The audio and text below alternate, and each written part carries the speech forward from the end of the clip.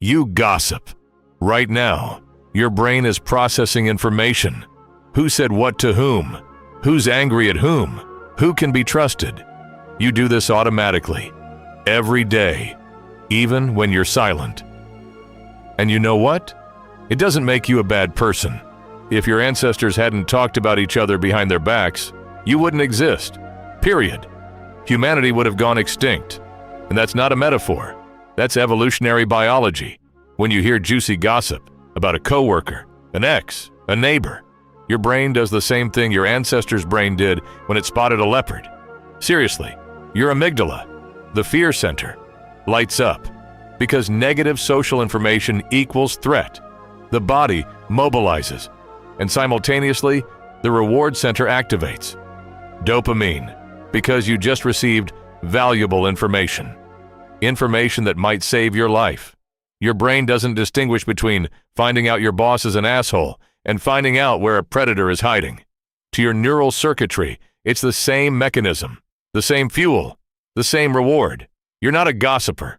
You're a social radar, and your brain is tuned to survival frequencies set 300,000 years ago. And here's why negative gossip hits 5 times harder than positive gossip. Evolutionarily, negative information about a person is more valuable than positive information. If Steve is a great guy, that's useful. But if Pete is stealing food from the common pot, that's critical. Getting Pete wrong costs you your life. So your brain prioritizes the negative. You remember bad things about people far more vividly than good things. Not because you're cynical, because your neural network is optimized for survival. And the funniest part? This still works today.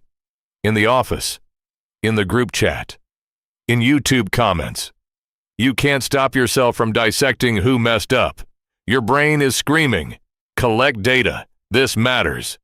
People who categorically refuse to discuss others, they make up roughly 3 to 5% of the population.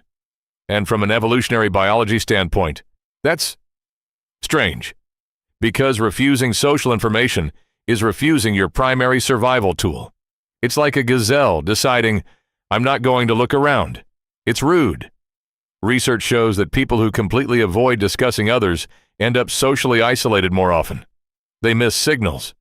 They don't see alliances forming. They don't know who's on whose side. On the savannah, that person would have died first. But there's a catch.